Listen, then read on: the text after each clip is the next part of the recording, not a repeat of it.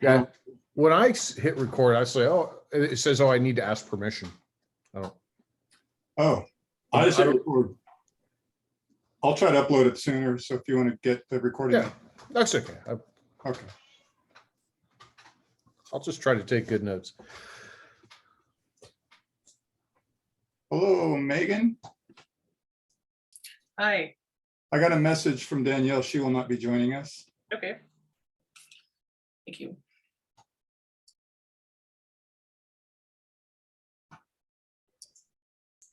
Only got 1 minute and we need 2 more board members to kick this meeting off. So we'll wait for Dave and Sequoia.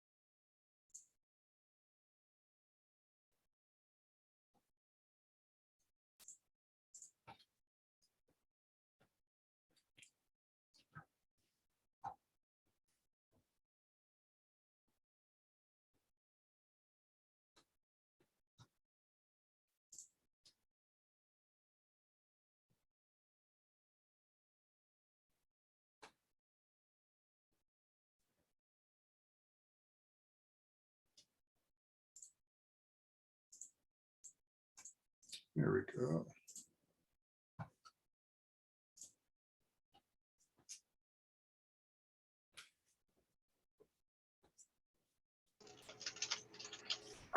Meg, Hello, good evening. it's just us, I guess.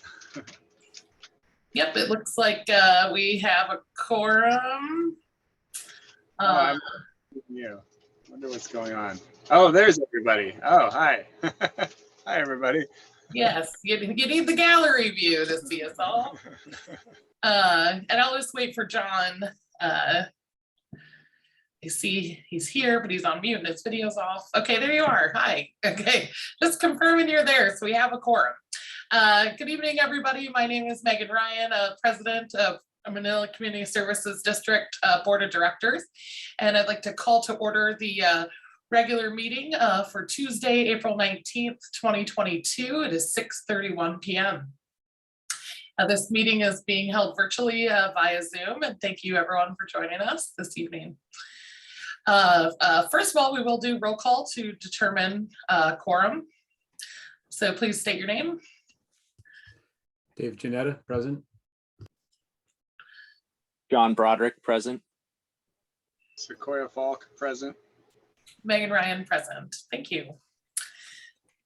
Are there, let me see, sorry, I gotta get my agenda out. Are there any modifications to the agenda this evening? Seeing none, we'll approve the agenda as presented for this evening with no revisions. Next item is AB 361, Resolution 2022.02. This is proclaiming a local emergency persists, ratifying the proclamation of the state of emergency and authorizing remote teleconference meetings for the Manila Community Service District for a period of April 19th through May 18th, 2022, pursuant to the Brown Act.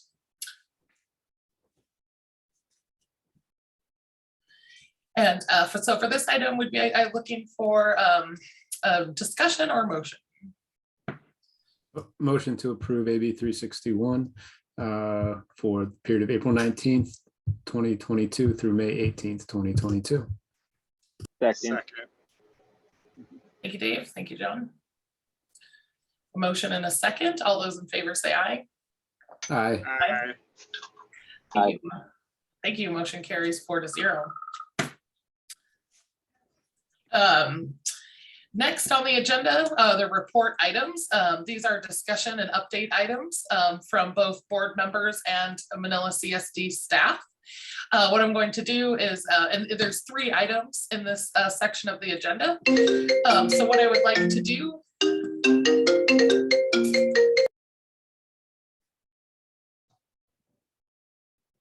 sorry if my computer was ringing, I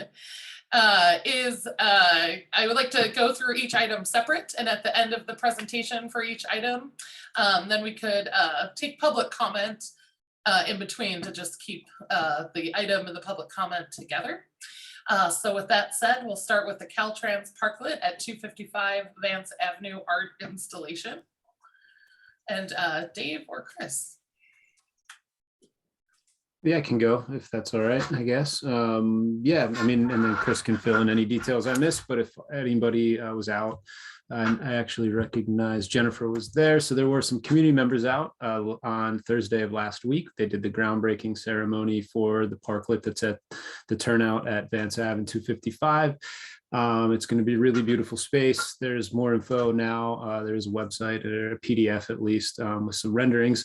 The part that we're playing is we are helping to facilitate the artwork that's going to go on the benches in the park. And we're going to be working with the Redwood Montessori School and then a professor, art professor from Humboldt State, and then one of his students who runs the after school program. So the art professor who has done mural work before, he's going to design the artwork that's going to go on the benches, and it'll be some combination of local plants and wildlife most likely, and then the after school. The woman that runs the after school program, who's an HSU student, will then facilitate with the children to paint the benches. And then they'll get a nice anti-graffiti coating, and then they'll be placed at the parklet.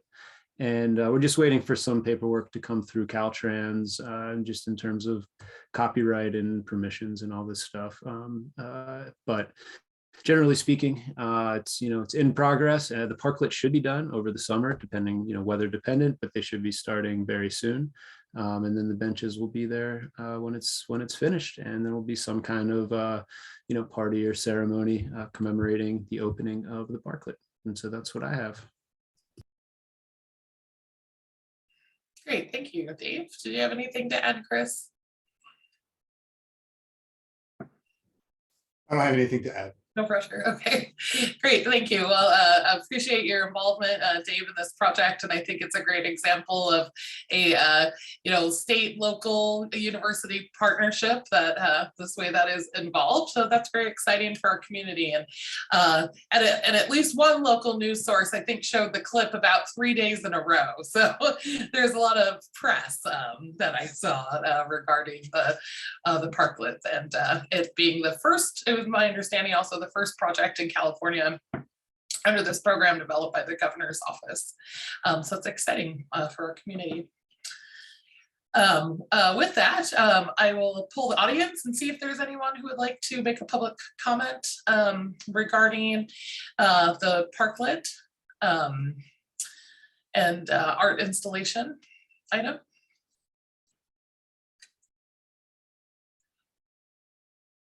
Seeing none, we'll move on to the second report item. This is a report on Trespass, Dune encampments in the MDRA. Then we'll go to Chris for this item, I think. Thank you. Thank you. Yeah, the MDRA is the Manila Dunes Recreation Area, and it represents about 150 acres of property that the district is responsible for, spanning upwards, northwards of the ponds, where our treatment plant is, down to the dog ranch, which is owned by Friends of the Dunes. And there's been historically significant encampments in the dunes, and recently, especially due to some fire hazards, and we've received some concerns from residents. So staff went out there a couple of times. We went out there with the sheriff, and we've been out there with some board members. And we recently have placed notices on some of the known camps that they're unauthorized to build structures and modify the dunes and be out there generally. So I wanted to bring this to the board. I know that there were some residents that wanted to speak about this item too, to share their concerns with the board about what's going on out in the dunes and what our next actions are going to be from staff level and from law enforcement level and the board level, as far as what we plan on doing in outreach to try to get people to moving along out there. So that's really the only thing I had to say about it at this time. And I'll wait to hear from what the public says and any further board direction. Thank you, Chris. Do any board members have any questions for Chris at this time? I could elaborate further on my experience with this, if that's the appropriate time. Yep. Yeah, so we visited some sites, as Chris mentioned, and spoke with the residents of the particular encampment that was the most of concern due to its vicinity to private property. And that we had a dialogue with the person there, and she was pretty receptive and said she was looking for a place to a better place to live, basically. Then Dave, Jannetta, and I went out and posted notices formally on that site as well as additional sites.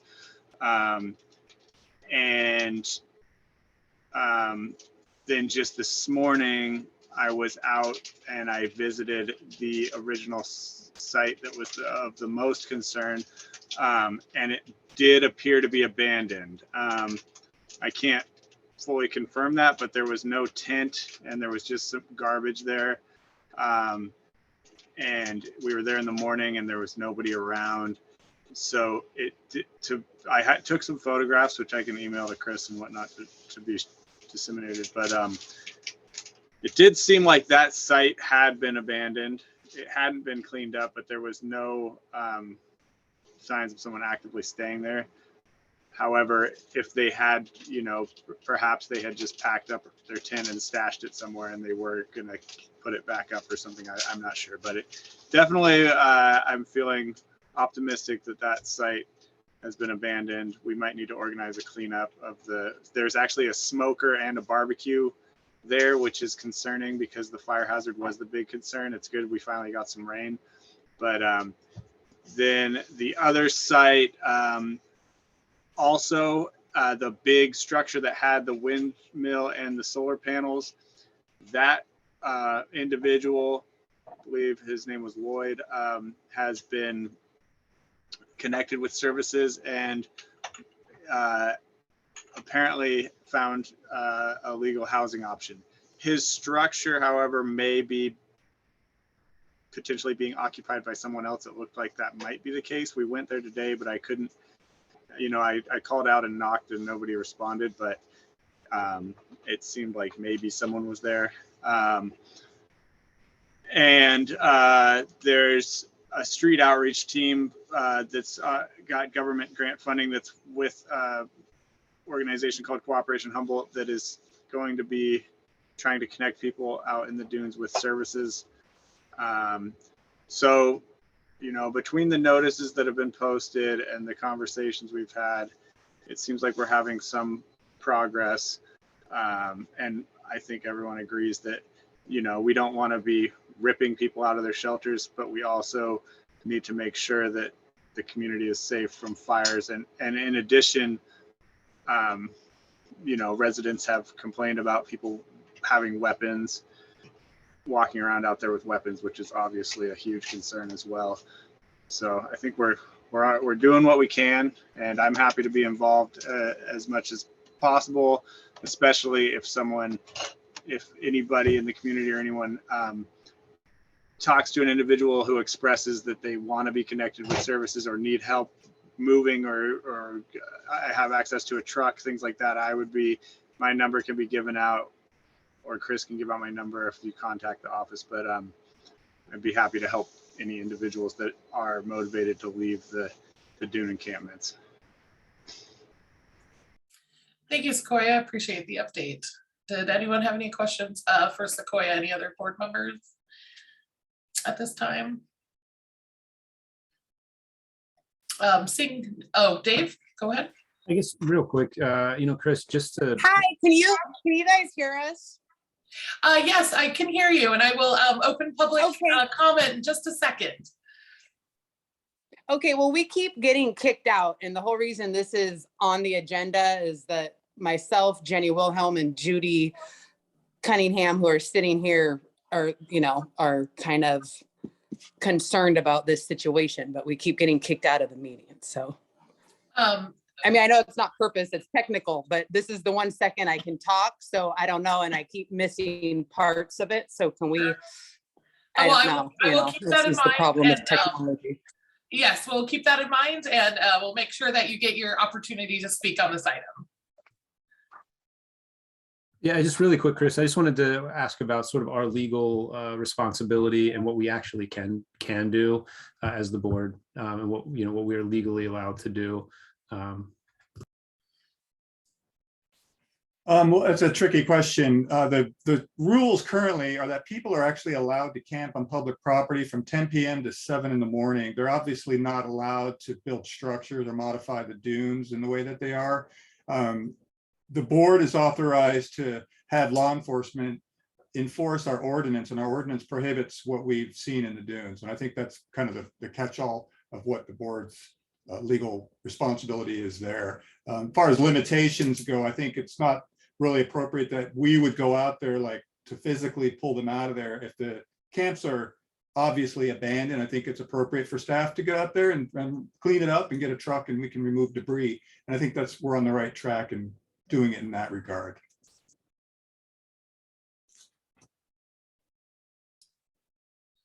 Thank you. Any further questions on this? If not, I am going to open the public comment. Public members are welcome to speak on this item regarding the trespass encampments and the dunes. Each public member will be limited to 3 minutes.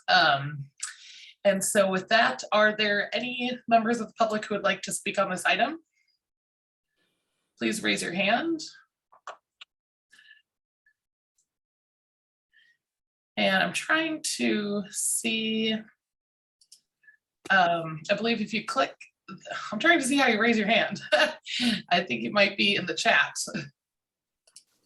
Or anyone. I'm not, this is Dendra. You could also, yeah, just raise your hand on your video screen. I can see you, that would work. Can you see if I unmute myself? I cannot see you, and I know there's someone else that's allowed, that also wants to speak, Yeah, that raised their hand. So why don't I go to them first, and then I'll circle back to you before okay, I public comment. all right. Okay, great, thank you. So you can go ahead. I just have you shown on my screen as iPhone. I think that's Jenny. Oh, okay, yep. Jenny, are you having trouble unmuting yourself? Can you help with that, Chris, at all? Yeah. I'm trying to. There you go. There we go. No, did we lose it again? Oh, I can hear you.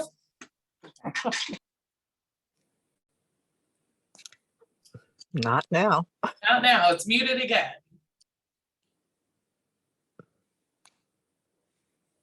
Are you able to unmute it, or Chris? I can only ask that they unmute, and that's what I'm doing.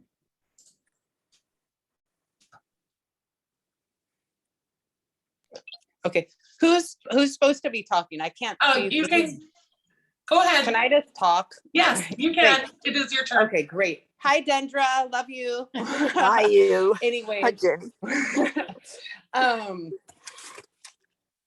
Well, Judy and I weren't quite able to catch everything due to just technological difficulties that our thing kept cutting in and out. Loosely, what I gathered was that the camp that's kind of up against Judy and I's trail out to the beach has been abandoned. Is that correct?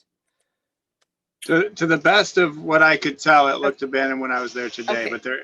So well, that's okay. I'm going to go check tomorrow because I haven't felt safe checking after I, met the person. I mean, she seemed kind for sure, but I never met the boyfriend, which seemed like he could probably be pretty questionable. So yeah, I'm kind of wanting to know, do we have a deadline? And for instance, if that camp up against our property, because that's a relatively new camp. So, you know, they just need to go. There's no, I'm not, you know, there's other places to camp. You don't get to decide anywhere you want to camp. And at this point, this has been going on for 7 years now. Ever since Devil's Playground shut, the homeless population out here has exploded.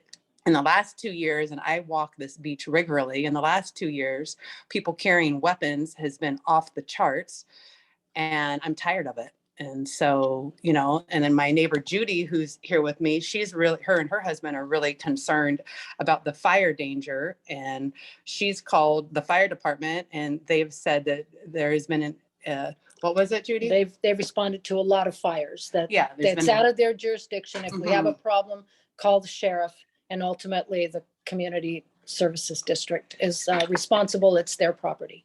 So, I mean, I understand on a humanitarian level, like after I met the woman out there, you know, I felt for her. I didn't, you know, but still, you don't get to camp wherever you want.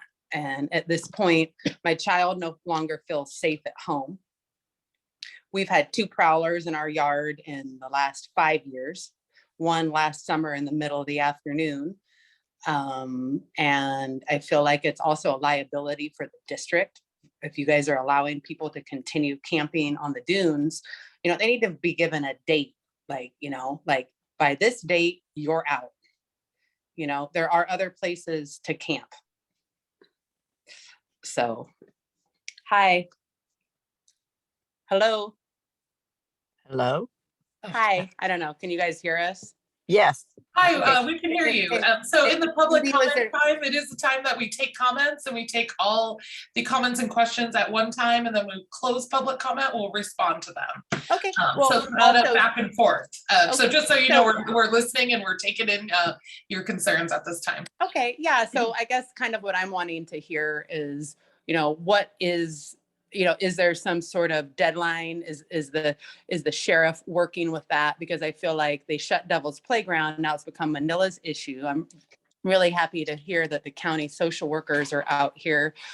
You know, but, you know, I've been out here 47 years, and there's a lot of, you know, this place has changed tremendously, and it's changed tremendously in the last 7 years. And I regularly hike in the dunes. Some people don't, I do. And so this is, you know, more and more, I can't hike where I used to hike because I don't feel safe. So I'm not interested in this whole slow thing. This, like, it's time to get these guys got to go, and they got to go somewhere else. And that's my opinion. And I'm a community member, and that's my opinion, and other people are going to have other opinions, and I recognize that. And that's it. And maybe, I don't know if we check back in, but Judy's here with me, and she might have some things she'd like to add. I don't want to go out of turn either. So somebody else was in front. Yeah, so I can be done and someone else can go. But pretty much I'd like to hear, like, is there a date, like this date folks are out? And, you know, and I know there's other community members pretty concerned about this issue as well. So that's it. Thank you guys for listening. I think Judy Thank you, should go Mary. next. Thank you, Dendra. That's what's going to also be my suggestion. And Yeah. so, Okay. Judy, we'll Okay. have you go next, and then after that, we'll go to Dendra. Well, you know, I haven't been involved in this community here to say it mildly, but I would like to see the meetings in person. I called the county supervisor's offices, and they're all in person now. I called the Arcata city clerk, the Eureka, and Fortuna, and all of them are now what they call hybrid. So if you want to go in person, you can. If you want to be Zoom, you can.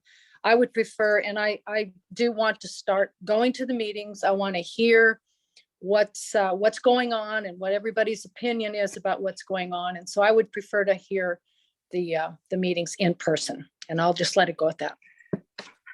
Thank you. That's everything I say. Say that. Yeah, and I second everything that Jenny just said. I want the people off of the dunes. It's if there's one major fire out here on these dunes, and it takes out half of the homes that are out here, no one will get homeowners insurance because of these trees. So it's a very dangerous situation. If you read on the front page of the paper, All you hear about is the drought and the fire danger, and we're not getting enough rainfall, and et cetera, et cetera, et cetera. So I just worry about the potential for a very serious fire out here. So I'll let it go at that. Thank you, guys. Thank you both for your comments. I appreciate it. Dendra, we'll go to you next. Okay, I hope they stay on because I have expressed my concern many times about fires because my property is right next to the dunes. And in the past, I have seen fires, out in the dunes. And there used to be somebody in the community who would go start fires. But I mean, I've called the sheriff and the fire department at different times and told them to go through the community center, but they come and cut my lock and then they're on my gate and they can't get through. So anyway, one of the things Chris said was that the camping on the public property, camping on public property is allowed during the day. And I'd like to know where that is stated, because I don't believe that's true. Because you can't go camp, put a tent up and stuff in the middle of our park, Manila Park. And I know this ordinance, the community center ordinance is supposed to extend out to I think the Manila Dunes recreation area. So I'd like to hear from the general manager about that, but what his statement on camping on the public property. Yeah, I don't want to. And I'm wondering if the Family Resource Center, Manila's Family Resource Center, is involved in providing services to these people and outreaching to them, because that's their responsibility too. And if people have been contacting them about that. Thank you. Did you have any additional questions or comments? Just that I'd like to know about that comment on camping on public property during the day is allowed. I know you can go use it, you can go out there and lay a blanket down, but Okay, thank you. We will camping and building a house. we'll address that after public comment. Thank you, Dendra. Thank you. You're welcome. Jennifer Savage, I see your hands raised. Hi, thank you. I wanted to just first of all say thank you to the board for taking this problem seriously and doing this outreach to work with the county and to work with the sheriff's office. I live across the street.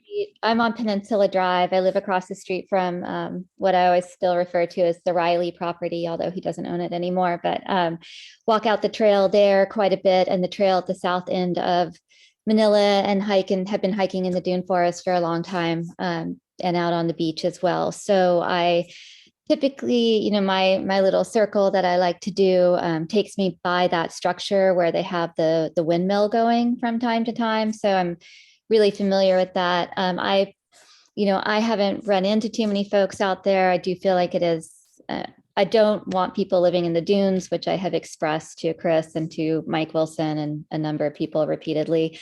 I also appreciate the compassion that is being shown and the effort to connect people with services. So really, that's all I have to say. I just want to say I appreciate it. I'm acknowledging the momentum that's happening, and hope that it continues in the best way possible. Great, thank you, Jennifer, for your comments. We appreciate it. Are there any other members of the public here this evening that would like to speak on this item? Seeing none, I'm going to close the public comment period and bring it back to the board. And so from here, is there any questions or further discussions from board members on this item?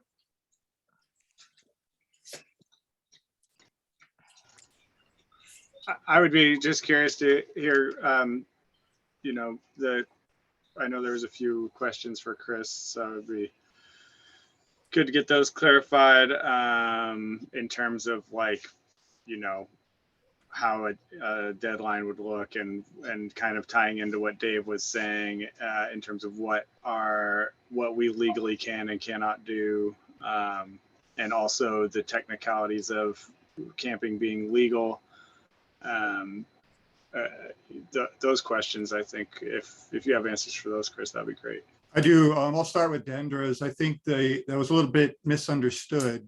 It's basically what's going on in San Francisco is driving what the governor had said, that you can't kick people off of public property until 7 a.m. So they can't camp there all day. What I told Dendra earlier today was that right now the state is allowing people, preventing public agencies from kicking people off of public land between the hours of 10 p.m. and 7 a.m. That doesn't apply to our situation because these people are clearly living there past those times, and you're not allowed to camp in the Manila Dunes at any time. So to kind of capture this timeline issue that we spoke that was brought up, I think that we started with this momentum. We're headed in the right direction, and there's 0 days these people are really allowed to camp out there. And I think our next step would be to, my feeling on it is give them a 30-day notice would be the next round, and see what kind of progress we have there. And maybe there'll only be about half as many camps already that we have to deal with at that level. That's what we had done in the past. We provided similar notice that we just recently did. We gave them 30 days notice, and it was very successful. And we went out after that time and took the camping materials that were left behind. So that's the cleanup phase of that. I hope that answered it.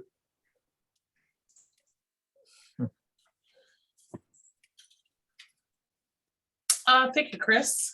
I do think, for at least speaking for myself, that from what I understand from what you're saying, although there may be some governor allowance for people on the public lands, that doesn't apply to us because our ordinance restricts any camping there. And that also too, regarding a timeline, that we are moving forward with providing notice to people to vacate the lands. So I'm happy to hear that. And I think that is at least a start in the response to the concerns from the public and other community members. Was there anyone else that had any questions on this item? Oh, go ahead. I was just going to say, I think it is important. Like, first of all, I absolutely share the fire concern. That's my #1 concern with the encampments, especially with drought. And I think that just has the potential to be catastrophic. So it can't be overstated. I do think it's important for everyone to just be aware that the homelessness situation on the entire West Coast of the United States has been kind of exploding over the last few years. I don't think this is something that's just specific to our area. If you go to Seattle or Portland or San Diego, it's a huge issue, and there's so many people experiencing homelessness and so few viable options that unfortunately it's a kind of like chasing people around. And I think, like we discussed, the Devil's Playground was disbanded and they came here, and obviously this is a very hazardous place for people to live with the fire hazard. So they should be they should be highly encouraged to move along within whatever our legal powers are. But I also just want to point out that this is such a crisis that I don't foresee it being the sort of thing that we can just snap our fingers and solve. But of course, we should keep doing everything we can. Thank you, Sequoia. Yeah, I think I agree. The fire danger is certainly a concern of mine as well. And perhaps if the item before us tonight is not an action item, it's a report, it's an update. And so if it seemed appropriate to the board, perhaps an update on this evolving situation could come back to next month, and as needed be an action item. If there are decisions that this board needs to make regarding the situation. I am curious, when we talk next steps and we have a 30-day notice, and it seems that has worked in the past. I am curious, what's the steps if that doesn't work, and where are we going to go from there if the 30-day notice is not successful? And at what point, it's my understanding from you, Chris, that the board can authorize authorities to enforce our ordinance and not allowing people to be there. And so I am curious to know under what circumstances or when that would be appropriate. So I'm not necessarily suggesting, what would a full plan for this look like, but perhaps some more details when the 30-day notice isn't successful, when we perceive there may be danger out there based on what we've seen or the complaints that we get, and when do we get law enforcement involved? And then also too, just other clarity or reporting on, what the maybe a little more detail on the collaboration, with the county and the sheriff's office, and kind of what that looks like might be helpful for members of the public.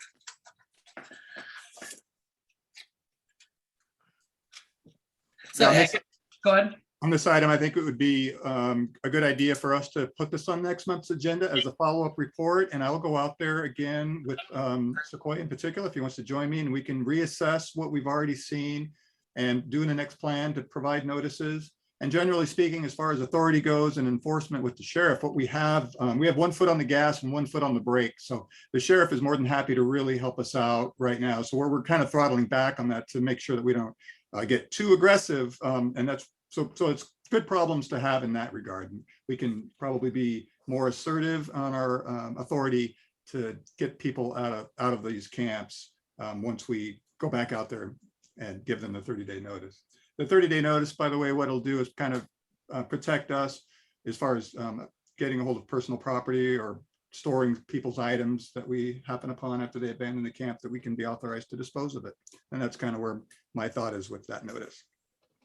Thank you. Yeah, and I think peaceful acceptance is absolutely the preferred method, in my opinion, but it's always good to know what procedures might be out there should we need to do more and be more proactive. Did any other board members have any comments on this item? I do. I'm wondering if there is a preferred method to report new camps, or so the public can get the district the information quickly that there's a new camp existing and we can get a 30-day notice there as soon as possible, instead of waiting until it becomes a bigger issue. Yeah, if anybody, ideally we would have GPS coordinates, because as you've been out there, it's a little bit difficult to really pin down, and further difficult to identify where these are to the sheriff. So when I find a camp and I can map it properly, and I can give it to the undersheriff and a deputy, and they can get out there pretty easily and find it. And I can also forward that information to the fire department so they know where these camps are if there's an issue like that. So if you do, as I will tell residents when they encounter these, if they can get a GPS coordinates, it'd be great, but otherwise just to try to describe it to us. And we're pretty familiar with all of the locations in the dunes, and then we'll make a note of it, and we'll keep a map handy, and we'll follow up as we progress to do the follow-up for next month on the status of these existing camps and any new ones. And I believe, by the way, that there's a lot more out there than we actually visited. So there's probably a few more we'd want to look into as well. Yeah, thank you for that, both John and Chris. I think that would be great to, quantifying the issue and being specific about, what is out there and how we're addressing it, I think is a way that could make it easier for us to track and show progress on the lands that we own. Well, thank you. Is there any other questions or comments from board members on this item? Seeing none, I look forward to an update next month on this, and thank you to all the public comment we received on this item. It's greatly appreciated. And if there are additional comments or questions, please feel free to send them to Chris, and he can work with you directly outside of the meeting. Moving on to the next report item. This is a tsunami evacuation drill, 255 non-motorized trail, and Peninsula CSD partnerships. And I'll go to Chris for an update. Yeah, thank you. The tsunami drill, we haven't met in quite a while, so some of these things are getting a little old and moldy. The tsunami evacuation drill went off really well. There's a lot of participation, mostly emergency managers, but our alert system worked really well and a lot of people evacuated. So that's behind us now, and we're very excited that that worked. On the trail out on the highway, I've spoken to Wallen Construction off and on in the county, and it looks like they're on track to be completed in July. And I think everyone's looking forward to that being done, so we don't have to listen to the backing up beeping sounds of all of the heavy equipment. They're also, an important notion here too, they're creating quite a large wetland to the south of the project that was part of the original design. And we are going to keep an eye on that as it affects our upcoming drainage project, because that might have some effect on that we've already had some neighbors talk about, and it's affecting some of their drainage. So we're really glad that our drainage improvement project is coming after this trail project so that we can not double up any efforts in that regard. So that's the end of that. I didn't report too detailed on the next item, which might be a really huge item in the next several months, and that's a collaboration, or the magic word, partnership, with Peninsula Community Services District. This is a really old notion that predates me here. Probably it's a 20-year-old idea of the Manila CSD annexing Samoa and running all of their water and wastewater and all of that. We rejected that idea over a decade ago, but now it's come back in a little bit different form, and staff at this time is looking into how would that work, and perhaps it's a contract to sell some of our administrative capacity, some of our political knowledge, software, billing, meter reading, some licensure and things like that. So they need a lot of help down there, and I've just taken some baby steps in that direction, and I wanted to get the board aware of these baby steps, and that there could be some funding from the regional board, and it's called partnership funding, and they're very excited and willing to do that. So I'll definitely be bringing more information to the board as this grows legs, but I wanted everybody to be aware that there's another government down there that's got their baby shoes on, and we want to perhaps help them out. It's very complex down there, by the way, because Fairhaven does not have a wastewater plant yet. They don't even have a design yet, and GHD is part of that. So we're really lucky that there's some in-house stuff that's already with us there. So I'm happy to expand on that as the months go on, and let the board know I'll be meeting with some principals. I already met actually with Troy Nicolini and Brett about the possibility of this, so that we can perhaps give them a hand, and it'll probably generate some revenue for the district, and we can share some resources and gain some economies of scale in that sense. So that's something that would be exciting for us as we move on.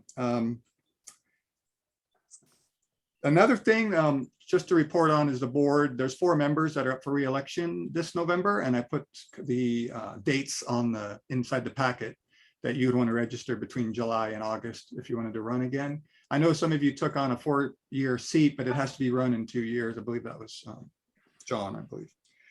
And there's some arrearages programs. We've got about $8,000 already that we applied from the state for water payments that people got behind during COVID. And now we have another 8,000 that we're working on for wastewater. And there's another program for low income that we're working on to help people who struggled with water bills. We didn't have a tremendous loss of revenue due to the pandemic, but a lot of ratepayers did fall significantly behind. So we're trying to get them to help out on that. We might be going offline for water in early May, as Humboldt Bay does some work on their system, but we don't think that you will notice, because we bought a new valve and we're going to get our tank prepared and get our pumps tested and make sure that that doesn't affect us in any sense. So that should be coming up. And something that I didn't report on that somebody did bring up, I want to talk about, and that is going live with public meetings again and doing hybrid meetings. I think I'm compelled to accommodate that if the board's ready to go in that direction. I'm not really sure. I've been doing it for so long now on Zoom, and I highly prefer it this way because I can wear my underwear and you don't get to see me like that. And also I can show you any reports. If I have to do a hybrid, I'll probably be very distracted with a laptop, but I've been to other meetings where they pull it off and they're not much bigger than us. So we can try that out, and it would probably be at the community center. And I'll circle back around with Meg and talk to the chair about how we might pull that off in the next month or so. And it normally happens at the white little house A at the community center. So I'm available for any questions. If anybody has anything, I can expand on. Thank you. Sequoia, go ahead. Yeah, I feel like the walking path, you touched on it, and I apologize if I just missed some information there, but I feel like that's something that I am kind of embarrassed how little I know about that. So who exactly designed that project? Who's funding that project? And also you mentioned that there's this southern portion where they've dug this giant pit. That's also connected to that project and is a wetland development of some sort. If you could just give a little more details about that project overall, that would be awesome. It's just so I can, if someone asks me, I can actually give them accurate information.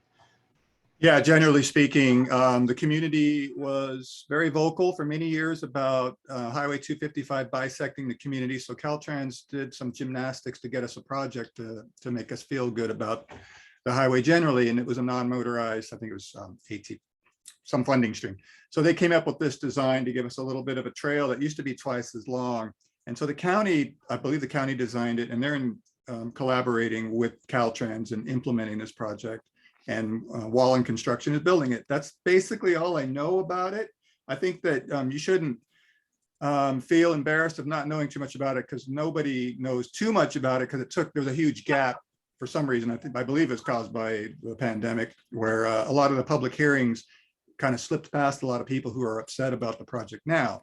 But that's what I know about it. And I do know there's a 4-to-1 or a 5-to-1 mitigating wetland creation program for that, and that's what we're seeing on the south end. So that's about all I know about it. I think if anybody had any questions, if they wanted to send them to the district, I can get a hold of Hank Seaman at the county, and he would be a good contact there for details. Yeah, I think, and Brett probably knows the answer to this. I think it went to the Humboldt County Planning Commission at least 2 times. It went, and they said they were going to do CEQA, and they brought it back, and so it went to 2 or 3 hearings. Some of the folks we hear from at this meeting also were able to attend that meeting and comment on it, and so it was a county-led effort, and there are the implementing the project, but this, yeah, Brett probably knows more specifics than that, but it has been ongoing in the past couple of years. I think that's a good summary. GHD did the design under the county, so I mean I'd be happy to get some more information if people want some more details. Thank you, Brett. Yeah, I think if you would, I know it's exciting to watch public hearings back, but you could really go watch the tape from the Planning Commission if you wanted to get the full detail. But yes, even but yeah, you really can hear those backup beepers. So sound travels like you wouldn't believe. So it's lesson learned here. Thank you very much. Do you have any other questions on that, Sequoia? No? Okay. Great. Appreciate the updates, Chris. And I'm just going to poll the public and see if there's any members of the public that would like to speak on this update item. Dender, I see your hand is raised, so go ahead and address the board. In all the years that I was on the board and working with transportation plans and off the board, I do not recall anything being said about this wetland being developed south of where it is, south of the initial trail at all. And I'm deeply concerned about that, because I was one of the residents who, my phone's doing weird things. Can you hear me? Hello? Yes, I can hear you. I'm one of the residents that had concerns about that turnoff and everything, and took pictures of cars down in the hole there, and now they're making it worse. You know, I mean, if somebody runs off there and it's a wetland, it's going to be even worse. They're going to flip their car over. So I'm kind of concerned about that. I know they're going to put street lights there, but street lights, you know, they have to be concerned about the fog. I know the climate's changing and everything's changing, but you know, we have a lot of rain. And now they put that sidewalk there, and I hope there's some way of seeing it, because I hate to see what would happen in rainy, foggy weather. So that's my concern. I've seen too many cars down in that ditch in my lifetime here. So that's all. Thank you, Dendra. I appreciate your comments. Are there any other members of the public that would like to speak on this item? Seeing none, I'm going to close public comment. And next on the agenda are action items. These are business items. So we're going to go to item number 4 regarding authorizing a new county treasury account for CNRA advanced funding of $275,000. Thank you very much. Yeah, I've got a hold of Karen. Oops, let me echoing. I do need board approval to create a new account at the Treasury. We already have this account number in our accounting system that has about 30,000 in it that we're going to move out of the way and rename. And this will become the CNRA interest-bearing trust fund account, and we will try to pay vendors directly through that account. We met this morning with the state, with CNRA, and got the approval to move forward on their end. And as soon as the board approves this, I will make a minute order and submit it tomorrow with a request for the 275,000. This is out of $2.5 million, but we wanted to get the 275 in advance so we can pay for design and permitting to get the project rolled.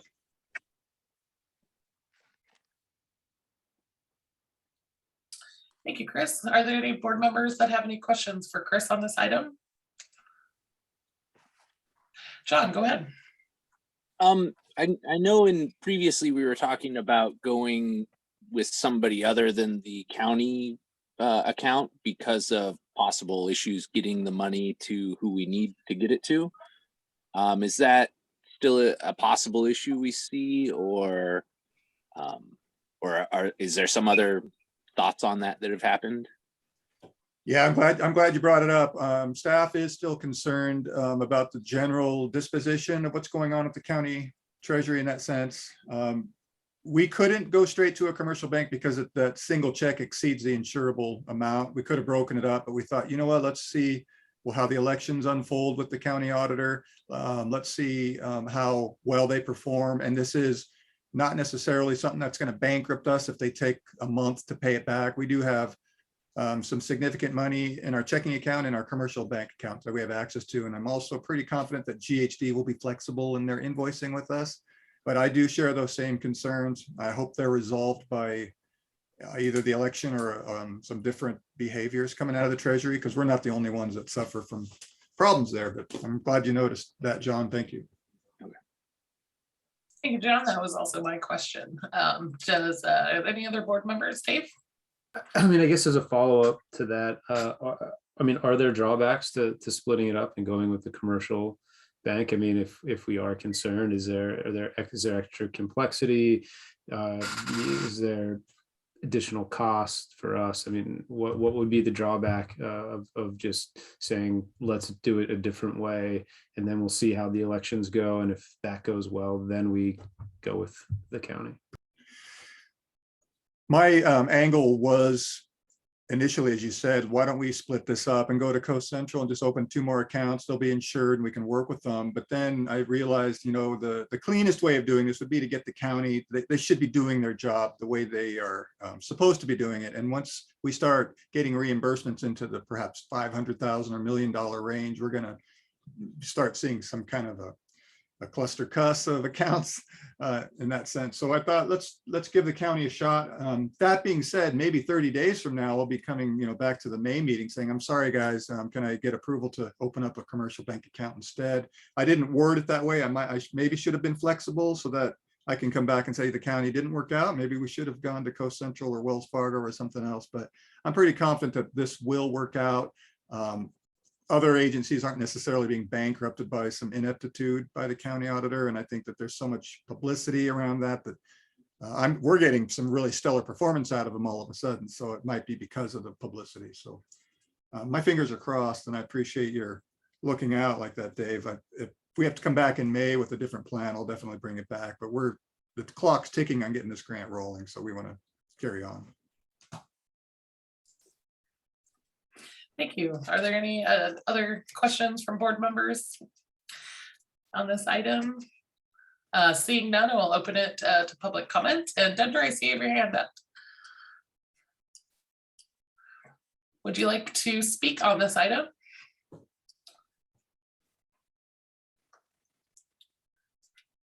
All right, perhaps the hand's still up from the last item. I'll close public comment and I'll bring it back to the board. Is there any discussion on this, further discussion, or would someone like to make a motion? I move to authorize the creation of an additional county treasury account for the $275,000. I second that. Thank you, Dave and John. All those in favor say aye. Aye. All those opposed say nay. Motion carries 4-0. Thank you all very much. Moving on to item number 5, approval of water meter replacement program with radio meters. Go to Chris for a staff report.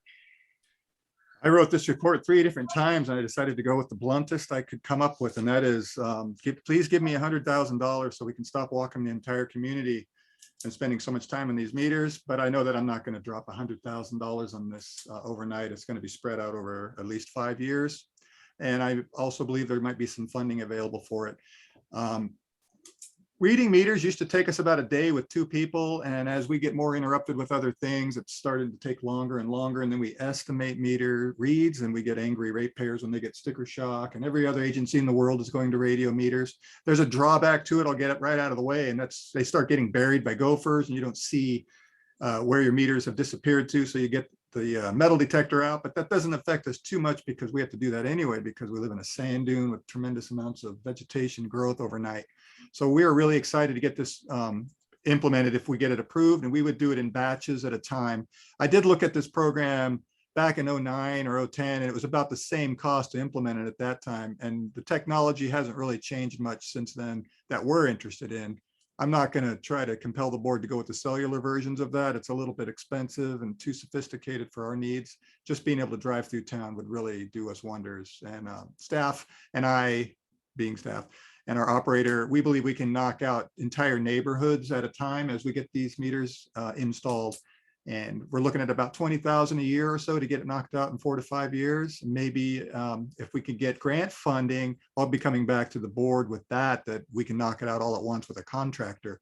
But I don't really see that happening too much. So tonight, I wouldn't mind getting the board to be considerate of the fact that we would like to do this, and that you would approve tonight that I can move forward with spending 20,000 perhaps out of our CIP or just out of our operations to start this and get the hardware going and the software implemented and training, and we'll start knocking out neighborhoods, and you won't have to see our cowboy guy walking up and down the street anymore soon. So I'm here for any questions.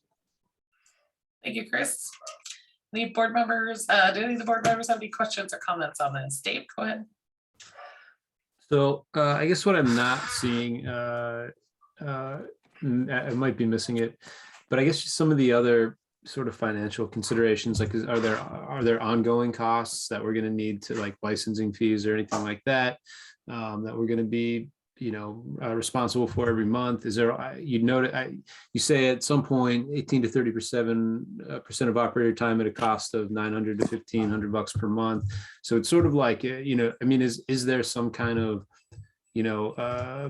basically, a comparison, or are there cost savings, or is there like a break-even point because this is actually going to be saving us money? You basically address where the money was coming from. So, it's really just the sort of financial considerations, because I don't really, having been COVID and we haven't had the tourism, I don't even really understand how the meters are currently read, et cetera. So that's sort of my questions. Yeah, it perfectly makes sense. There is a cost per meter, a licensing cost for the radios, and it's a fraction of what the staffing cost is to walk them. So right now we actually walk the whole town or drive to certain neighborhoods and read them. The cost benefit analysis payback schedule, I did that a long time ago, and I didn't bring it this time because generally we'd want to be replacing the meters anyway. So what we're doing is just buying a little bit better meter. So it's a kind of a double good news for us because meters slow as they age and we start losing revenue gradually. The licensing is, it's about $1,000 a year just to run this radio program. As you see in the, you know, if everything was free, it still costs us $1,000 a year, which is significantly less. So it's about 1/12 or so of the cost. So it should pay back itself relatively quickly.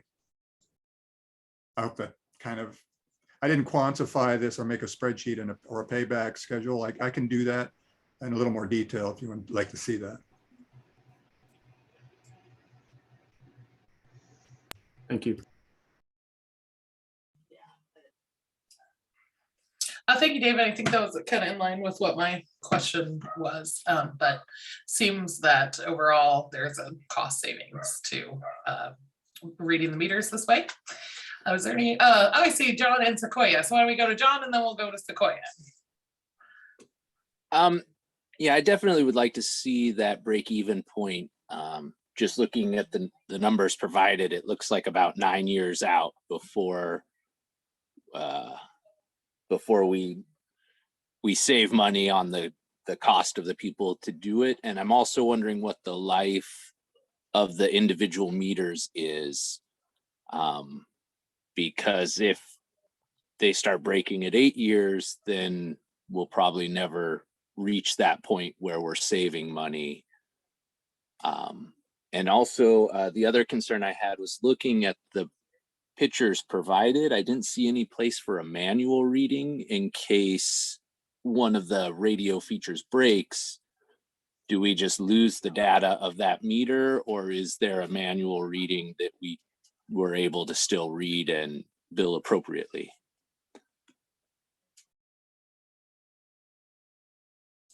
Sorry, I clicked the wrong thing there. I believe the batteries have 10 to 15, maybe 20-year life on just the battery. And the latest iteration of this system, that the battery can just be unplugged and replaced. I didn't get the cost of what just the battery is, but the top of the meter is still manual, and we can read those manually, even if the battery died. So it's almost indistinguishable from the way it looks, other than that battery module thing with a cord hanging from it. So I don't think the batteries will last 15 years, and we'd probably be replacing those every probably 8 years or so. And I'll have to come back to you with a cost for what just the battery component part is. And the break-even point at 9 years. Okay. Yeah, that was hard to quantify initially for this report because I didn't really take into consideration what a full meter replacement program would cost without radio meters. So there was a lead issue several years ago where everybody was supposed to replace all their meters, and ours are very old. But the bottoms of the meters blow out, they rust and blow out now. So these meters are very similar to that. They would probably last, I would say the meter itself, 30 or 40 years. The batteries are what's going to die. And that's what we're going to have to go back out and replace. And if somebody down the road goes, Chris's board authorized us spending all this money on these meters and all the batteries are dead, nobody replaced them, they could still go out and read these manually if they could find them. So it's not going to hamstring us in that sense.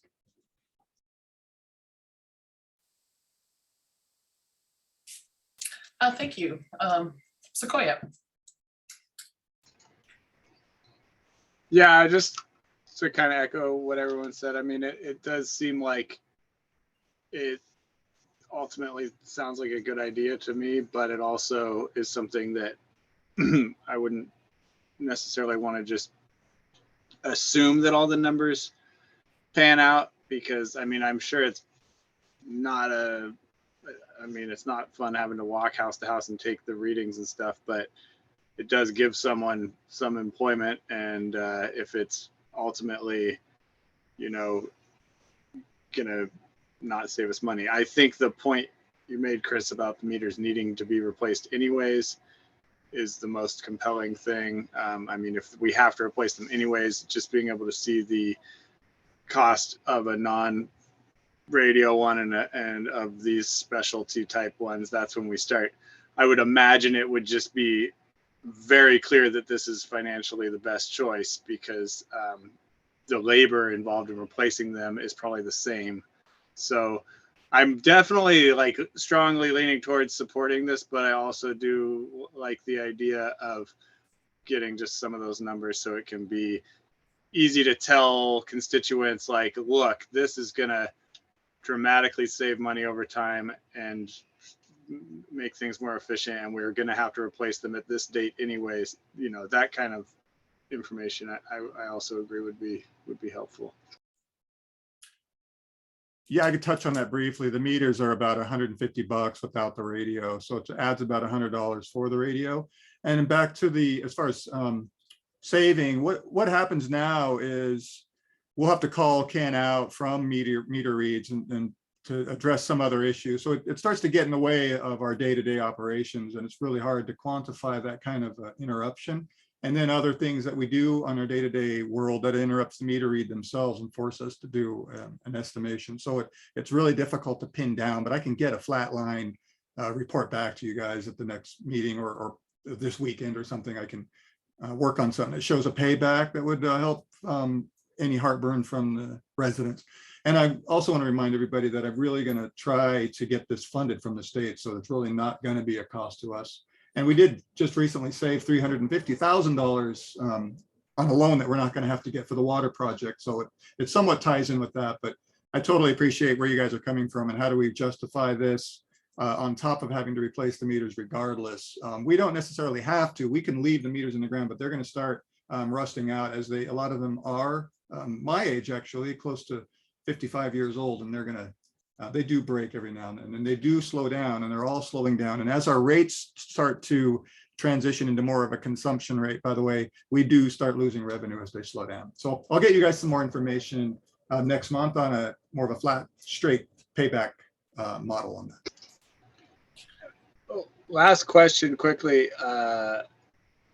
Is there an urgency to this? Is it if it you know, like waiting till next month to just go into more detail, is that gonna, you know, in any way impair anything, or is the, you know, or is it really not a big deal either way? It's not a big deal. We were looking forward to getting it ordered. I don't know what the lead time is on some parts. My biggest timing problem was getting Badger Meter to respond. So I've been trying for a year to get them to respond. They finally did. I got this latest quote. So I don't think another month's going to be a big deal. If you want to wait, that's fine with me. There was a 65% discount noted. Will that extend through that extra month if we are waiting? I believe so. That was just for the implementation part. Yeah, I think that she'll honor that still. Okay. Yeah, I'm pretty like I could go either way on it. I'm not going to make a motion, but if everybody else is feeling confident, then I would support doing it now. But if people want to wait a month, that's fine too. Thank you, Sequoia. I'm going to open the public comment on this item before we go into motion territory, if you don't mind. Thank you. Denver, I see your hand is up. And if you would like to comment on the replacement meter item, now would be the time.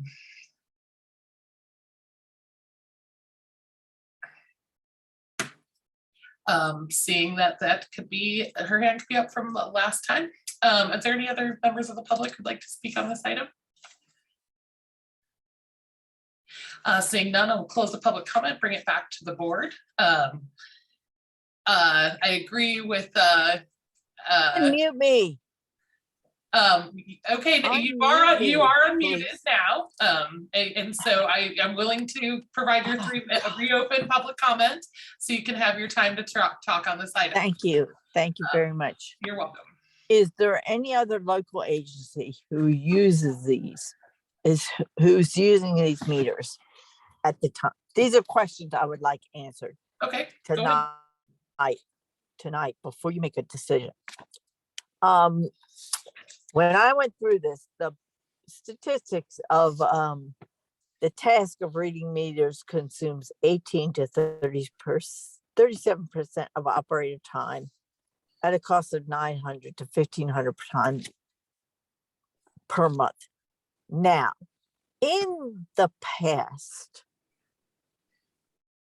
when I was on the board, the district the board did a whole survey, which you might want to look at, of all the things that were going on. And according to this, what the statistics in this, it says the task of reading the meters currently consumes, 18 to 37% of operating time at cost of $900 to $1,500 per month. So the meters are checked once a month. So 18% of 160 hours, which they work a month, equals 28.8 months or 3.6 days, which is totally what has ever happened. When I was on the board and we did a whole study of the district that you could go back and look at, I was told that it took 2 4-hour days. And so this is saying 3.6 days. And the cap was 37%, which equals 59.2 hours or 7.5 days. That time is based on doing it every week, I'm assuming, which is totally wrong. And my other question is, at one point I advocated for this. And now with these statistics, I'm just like, and what is the loss of water? What loss of water has there been between what's billed by Humboldt Bay Municipal District and the district's meters? The district gets a report every year of this. And there's a point where you're supposed to be concerned about it. If it's over 15% or 10%, you need to really look at your meters. So my other question is, the cost based on this proposal on the prepaid full purchases of all meters is to include these discounts and free shipping. The district won't purchase all of these at once or prepay for all of these. And then the installation cost per meter by whom? I talked to Chris about this and he said the district would do this. You really need to look at what's happening with operation and maintenance and where the time is going to come to install these. And does this system interconnect with the district software for billing? If it doesn't, forget it. And does this work? What happens if it's covered by sand? That's been a big problem with all these meters going out and uncovering, because the general manager had to uncover mine. And the ability to repair these meters, or must they totally be replaced? So these are cost questions that I have. And what's the cost?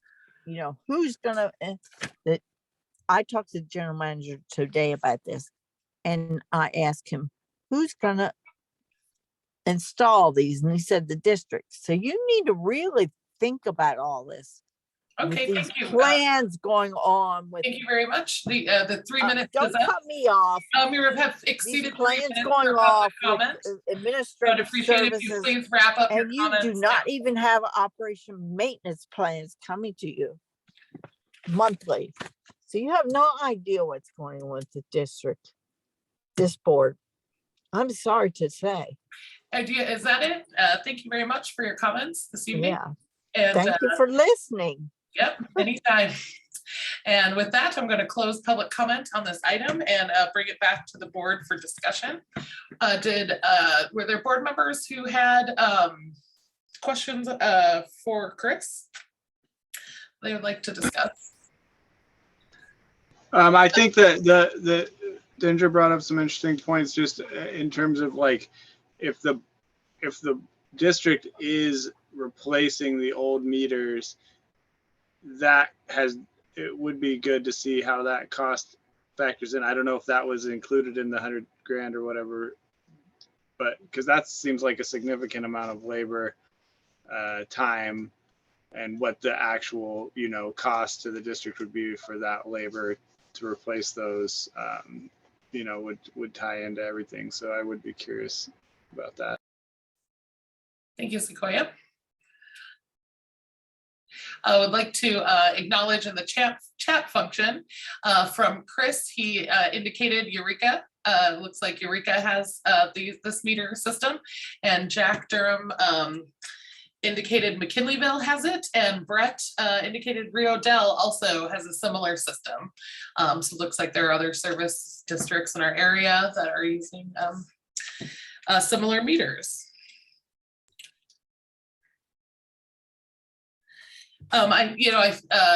Dave, did you have something, or you distracted? I was going to say, again, it's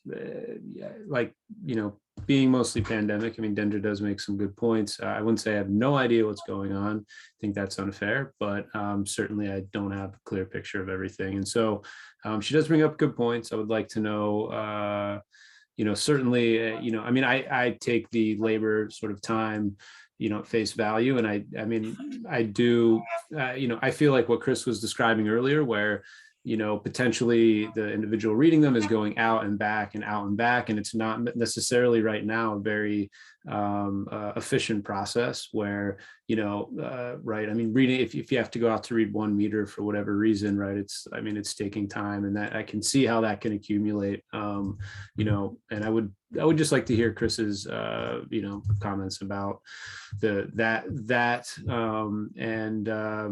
yeah. And then, echoing Sequoia, the installation.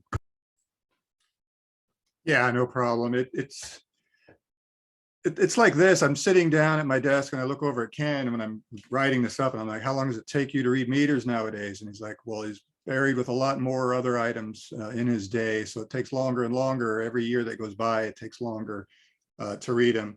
So we thought we would, instead of just buying a box full of meters, because it does cost a lot just to implement it initially with the training and the software and all that, we thought we'd just go ahead and throw it to the board, all 350 of them. Make sure I don't lose anything in my mind here. So we thought we'd just get a neighborhood at a time and take that big hit to the shorts the first year, and just get one neighborhood knocked out to where we can just drive through that neighborhood or that particular house that has a dog that barks at us, or a locked gate, or a really long walk down a driveway, or some other problematic meter. So Ken and I would go out and knock these out, and we think it'll take us maybe 5 or 10 minutes per meter to knock them out. We can do an entire neighborhood, and we're pretty confident that we can knock out the installation a lot faster than we can afford to actually purchase them. So that was kind of upside down there. To Dendra's comments a bit on a lot of other agencies are doing it. Now, are we going to lose any shipping cost discount because we're only going to buy a few of them? I don't know the answer to that at the moment, but I don't think it's going to be anything to worry about. We'll probably go through a local distributor anyway at some point, so we can have some local service and some local stock on hand as we need to replace those. There really is a big unquantifiable problem in reading meters, that we are so much smaller nowadays that we don't have another guy that we used to have sitting around doing other things that we hadn't had for about 11 years. And that alone is enough to pay for this entire program twice over. But it does come at the cost of Ken having to walk up and down the entire community once a month, and it takes him a week to do it. So in the past, we did do things differently, and today's a different day. These meters, by the way, are the exact same as the meters that are already in the ground, except that the top comes off and has a radio connected to it. We already have, we estimate 12 of these meters in the ground already. They just don't have the radio top. So there's not going to be a 100% need to even unbolt these from the water main. we'll just unscrew the top and put the radio top on top of them. So that's partly the good news. So if we wanted to save some money, we could postpone certain pressure zones, if you will. We could just do half of the community with regular meter replacement and then just change the tops out later for $100 a piece. But we thought that might be kind of dumb. So we just wanted to get the radios right off the cuff. And by the way, it does integrate with our software that we use now, UB Max. We've talked to them specifically about that, so we don't end up buying something that doesn't work with our system. So that's that was easy. I think that's all the questions there were. Thank you. Did anyone have anything else on this? Something else I hear in this conversation, we're looking at the costs and things like that, but also, I think taking in the consideration of, the efficiency and the time costs, if the old meters are slow and maybe not capturing the rates like they should, that's a loss of money to the district. And I also think the ability for staff to get out and read the meters in a timely manner so our billing's done on time is also important for the financials for the district.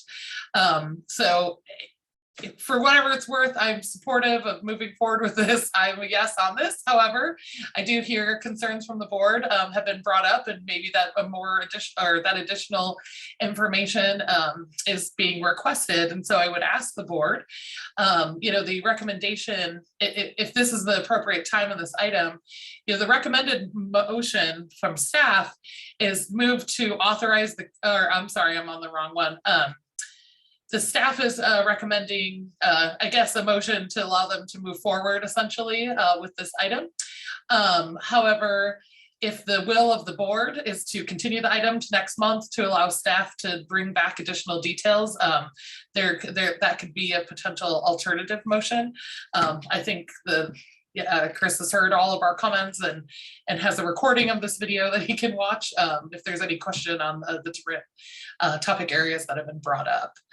So I'd ask the board to, if someone's willing to make a motion, either to authorize him to move forward or to continue this item and bring it back next month, I think is kind of the fork in the road that I see right now.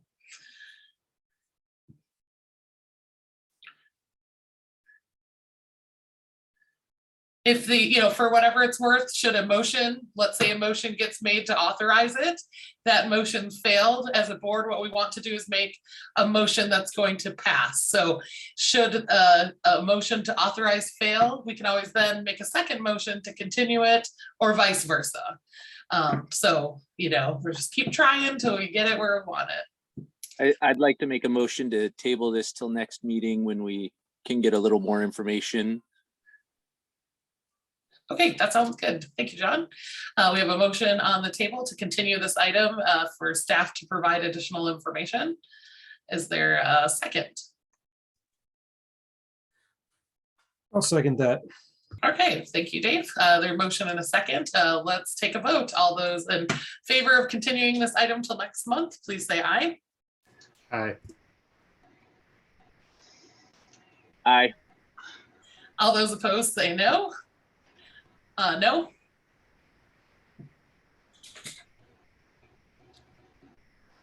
Do I have to vote one way or the other? Yeah. Oh. I guess. What I don't happens? know. When there's only So an abstention, if you were to abstain from this item for some reason or another, is essentially a no. Well, I don't want to say it's a no vote. I don't need to abstain, but if I was to say no, then we would have 2-2. What would that mean? Then 2-2, so that means the motion doesn't carry because a majority of us did not vote to approve it, would be my understanding. Well, I'll just say aye and we can move along. Okay, great, That thank you very much. Motion carries 3-1. Thank you, guys. I'll bring this back in May with some more detail and with the draft budget. Thank you. Moving on to what is item number 6. This is regarding a PG&E offer an easement, payment for an easement near the Manila Community Center. I'll go to Chris for the. It's our our first $1,000 towards the next project. Yeah, the private contractor working for PG&E contacted me, and I told him I'd bring it before the board and see if you guys are interested in selling a little 72 square foot section of land in an easement instrument right by the bus stop at the community center. There's already a pole there, and they just want to add some support wire to that. And they're a little side note, they're offering some other residents about the same amount of money to do some more guy wires in their backyards here and there. So I told them I'd bring it to the board, and I'm pretty sure the board would be receptive of it. A little side note, I did send a note to the state that helped us purchase the land in the first place, because there's deed restrictions on the land as far as leveraging it for loans and things like that. But this is such a tiny little matter. They said it's probably not a big deal. And I'm sure if they got back to me that it was a problem, we could tell PG&E to take a hike. But there already is a public utility easement there, but they wanted to provide a little bit bigger space so they can put a stronger guy wire there. And we would put $1,000 in our general fund to that. Thank you, Chris. Any questions by board members for Chris? Just so, or go ahead, Dave. I was just gonna ask, I mean, I know it's a small piece of land or whatever, and you said it's in line with what they're offering residents, maybe for similar things, but does it seem like a reasonable amount, I guess, is it low, or, could we get more money out of them? I think generally, if this was 10 years ago, there'd be zero money offered. And I think they're throwing $1,000 at people nowadays so they can try to avoid some controversy and try to get things done quicker. So I think a 72 square foot piece of a little patch of land right at the county right away right there essentially is a pretty good deal. Yeah, we'll take the $1,000. Just so I understand correctly, an easement, we're selling them an easement. Like, if I understand correctly, that's not selling them the land. That's just saying you can use this land for your thing, right? Is that correct? That's correct. They want to have legal access to it, regardless of our feelings about it in the future. That's essentially what it is. So we're not actually giving them the land. Like, we're just saying you can use the land how you want to. Correct. Essentially. Slight technical difference, but it's kind of important to me, because to me, it seems fine if it's an easement, but if it was actually they're going to permanently own this land and can, it's a little bit different, I guess. It's very similar to the district having an easement into your backyard to get to our tank that happens to be there. We're not going to do anything that's inappropriate to that easement. We just want to exercise our authority that you don't build a house on top of our easement. And we would be probably well advised not to like cut their wire and build something on top of theirs. Yeah.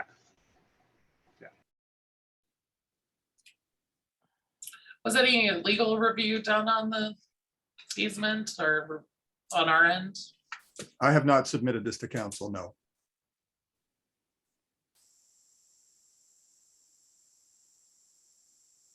Thank you. Does anybody else have any questions for Chris on the board? Seeing none, would like to open the public comment for this item. Any members of the public would like to speak on this, please raise your hand. And Dendra, I see you have your hand up. Would you like to I comment don't on have this item? anything to say. No, I wanted to comment on the last thing. Okay. Thank you very much. Is there anybody else in the public who would like? Unless you want me to ask about that. No, we're right now we're talking about the PG&E easement. Oh, where would that money go? Into what budget? And did you have any additional comments or questions on this item? I'd like the general manager to answer that. Well, I think we'll take Into all what- your comments and questions on this item and then we'll answer them all at one time. That's it. Thank you very much. Is there any other members of the public who have any comments or questions on this item? Seeing none, I'll close the public comment and bring it back to the board. And the general manager to answer Dendra's comment, please. Thank you. Yeah, we would just deposit that money into our general fund. It'd be similar to property taxes, unless it pleases the board to perhaps allocate that directly for a specific project or something. We can look at that at any time. Thank you, Chris. Any other comments or questions for Chris on this item, or perhaps a motion? I'd like to make a motion to approve the 72 square foot easement proposal. Second. Thank you. We have a motion and a second. All those in favor say aye. Aye. Aye. All those opposed say no. Motion carries 4-0. Thank you, everybody. Moving on to business item number 7. This is approval of a property lot line adjustment at the Manila Dunes and Dog Ranch property. I'll go to Chris for staff report. Thank you. A lot of land stuff tonight. And I expected this one to be a little more controversial than it really is, considering the word Friends of the Dunes showed up in my report. Generally speaking, I was approached by Friends of the Dunes last month, and they said they're getting ready to get rid of their dog ranch property to BLM. And BLM noticed that there's a 20-foot problem with the property line, which happens to be also the section line. I'm not a surveyor, so I don't know exactly what I'm saying here. But as it was described to me and in my report, there's a problem that we have to select one of these two lines. And the more modern line, the 1972 section line, is where everybody's wants to agree where the property is. As far as it affects us, it's in the middle of the forest in the MDRA dunes down by where we know these camps are actually. I'm right in that area. And I put a map up. I don't know if you guys, it's in the packet. So it's really an invisible thing to us. It would make zero difference to us, but it's really to help. If we accept this, it helps Friends of the Dunes get rid of their property and BLM to acquire that. So that's the long and short of it. I don't know what else I could offer on that as far as questions go, but I can try. Thank you, Chris. Are there any questions for Chris on this item? Seeing none, I had a question on just to clarify that the purpose of acknowledging one line or the other is for the, to enable the Dunes, Friends of the Dunes, to move forward with their agreement with BLM. However, there would be no other effect on surrounding properties that this line might go, these lines go through, privately owned, otherwise outside of the district. It's just really the public lands. Yeah, I believe we were the only other agency affected or the only other property owner. Otherwise, if there is, I'm not aware of any private properties affected. Mm-hmm. Okay. And I think this does further their interest in it. I think that we would have to make this decision either way. If we didn't want to do this tonight, I think we'd have to come back with accepting the 1923 line. So frankly, I'm kind of surprised that they're even within 20 feet considering the 50-year span of this, but that's what my understanding of it is, that we're the only ones who are standing in the way today. And do you know who made the recommendation regarding which line is preferred? I believe it was BLM. I'm not really sure. They did their own survey, and I think they came up with they matched the Lintel line from 1970 or something like that. That's as much as I know about it. Okay, great, thank you. And it's the difference is essentially 20 feet south and runs the length of the parcel, or I guess east to west. We know that it's 20 feet south and then it runs for that length, whatever that length might be. That's correct. That makes sense? Okay, great, thank you. If there's no other questions on this item, I'll open it for public comment. And I see Jannetta, you have your hand raised. If you'd like to comment on this item. No, Okay, thank you. not really. Okay, thank you. Thank you. You're welcome. Are there any other members of the public who would like to speak on this item? Seeing none, I will close. I will close the public comment on this item, and I'll bring it back to the board for discussion or a motion. I move to adopt the 1970 Kelly section line and direct staff to facilitate any legal instrument required for further adjustment. To further the adjustment. I'll second that motion. Thank you. We have a motion and a second. All those in favor say aye. Aye. Aye. Aye. All those opposed say no. Motion carries 4-0. Thank you, everybody. So that brings us, we have one more business item. and this is the RCM projects to CIP. And I'll go Chris on that. Thank you. I included the biggest page from the prior CIP that we completed most of these items a few years ago. Brian at the school came to me and said he wants to manage a small project and have a couple of improvements done. One of them is adding 2 doors so the kids can get out of the building quicker. We wanted to have these doors added for quite some time, and now he's ready to jump on that. And I wanted to get the board's approval to reimburse him for these efforts. And also one of them is cutting a hole in the wall. This is somewhat of a temporary modification into the main hall so that the commercial refrigeration can be removed and serviced and put back. And I think he'll return the wall to its a better state than it originally was, because there's some old fold out cafeteria style tables from the 60s that were there. And also repairing some damage to the south wing end wall that faces the beach. And so I told Brian I'd bring that to the board and see if we would get approval for that so we can reimburse his costs. It's actually around 10,000 and some change, and I just put 12 for a contingency. Great. Thank you, Chris. Is there anybody else who, or does anyone have any questions for Chris on this item? Board members, seeing none. John, go ahead. It's probably a little delay. I try to wait a few seconds. I'm just not familiar with the capital improvement plan, and it looks like that ended in 2020. So I'm wondering what our actual requirements are to have to pay this money, or prior agreements are towards that. Our agreement today, aside from the CIP, is anything that's over $500 in an investment would be the district's responsibility as far as the lease is concerned with RCM. And my angle of having it being added to the CIP was to help kind of facilitate and grease the wheels of getting this through, as opposed to just being some project that didn't end up on a list or something, because there's still items that we want to get accomplished. But this CIP was closed in 2020. So I do owe it to the board to bring another one back, and it probably wouldn't have these projects on it if they're approved tonight. But to answer your question, our obligation for the school is to reinvest into that building and reinvest for the community. Anything over $500, he's responsible for anything below that, for like water heaters or small repairs. So we're obligated to do some of these repairs for him.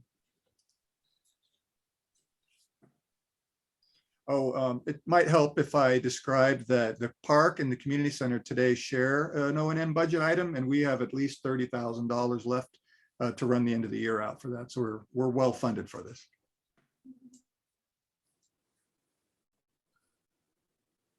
Thank you, Chris. Any additional questions from board members?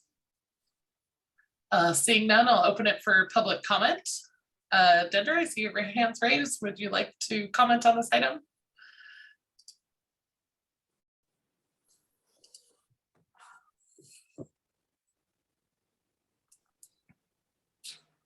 I'm not sure I want to comment. Okay. Thank you. Yep, thank you. Is there any other members of the public who would like to comment on this item? Seeing none, I'll close the public comment and bring it back to the board for further discussion or a motion.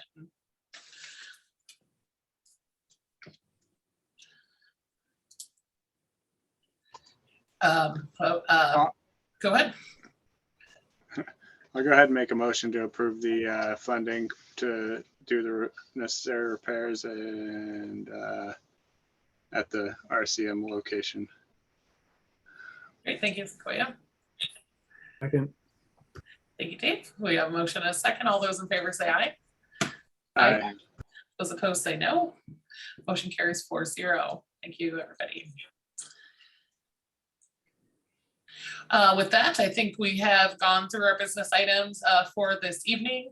The following items are board items. They are non-action items. I go to Chris for items 9 and 10. I think you could move ahead with. I can go through these really quickly. I put these on here kind of as just reminders. Most members have already supplied their ethics training and their Form 700. So we've got, we're collecting those. There's some change over at the county elections office, so they haven't been hammering us as they have in years past, but I'll send notes out individually to those who still owe us some documentation there and the ethics training. And I think I did touch briefly earlier on the filing period for the elections coming up. Yeah, that's all. Great, that's very helpful. Thank you very much. Next, we'll go to the consent calendar. The consent calendar contains items that can be approved in one motion. They're typically routine in nature. We have 2 items on the consent calendar. I will read each item.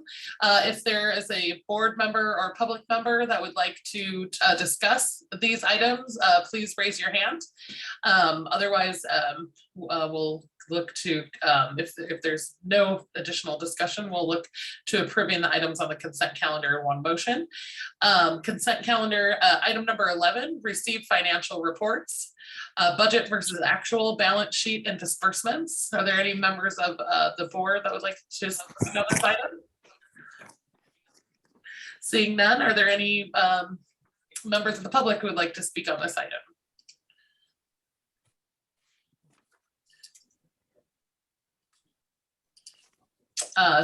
Hearing none on that, we'll leave the financial reports on the consent agenda. Dendra, I see your hand is raised. I do see that you were unmuted during that time. Would you like to speak on the financial reports?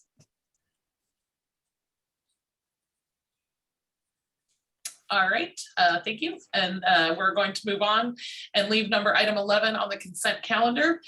Number 12 is approve the draft minutes of the regular meeting of February 15th, 2022. Is there any members of the board who would like to have further discussion on the draft minutes? Seeing none. Any members of the public who would like to discuss the draft minutes? Seeing none, we'll leave that on consent as well. So I'll be looking to the board for a motion to approve the consent calendar. Motion to approve the consent calendar. Second. Thank you very much, John and Dave. All those in favor say aye. Aye. Aye. All those opposed say no.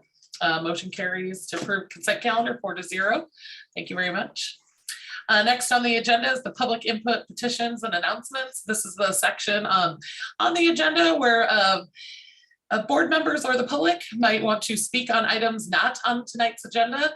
The board cannot take action on items that aren't on the board's agenda. However, we are open to hearing about them during this time.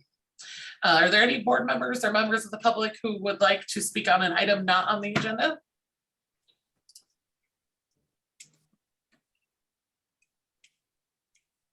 Dendra, I see your hand is raised. Did you want to speak on an item not on the agenda?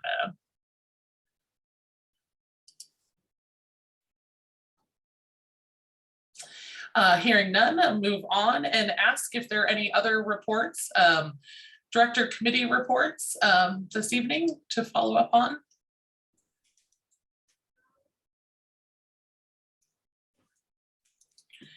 I would, it's not a report, but perhaps. Am I muted? You were muted, yes. Well, I didn't want to be muted. I had questions about the income and expense thing. Where are you right now? Because well, we have voted to approve the consent calendar, and that was unanimous. So I'd encourage you to follow up with Chris after the meeting on questions you have on the report. I've already talked to him. Okay. And if you have approved and gone through the consent calendar, you really should.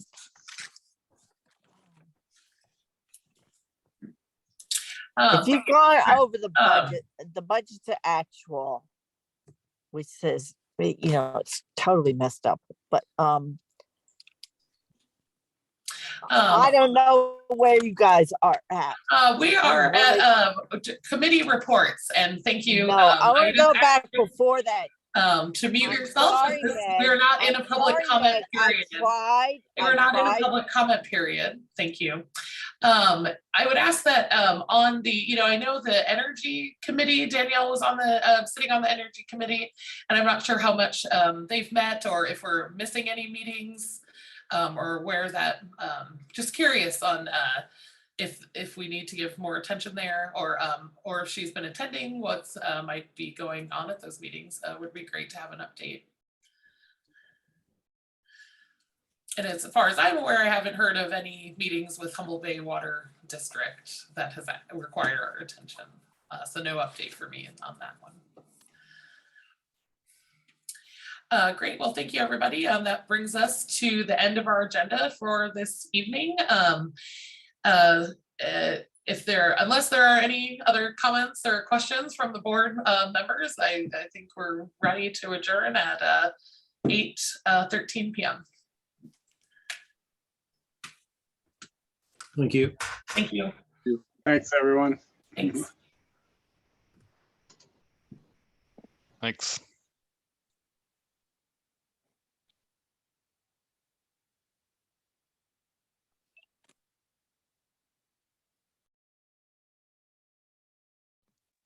Thank you for cutting me off.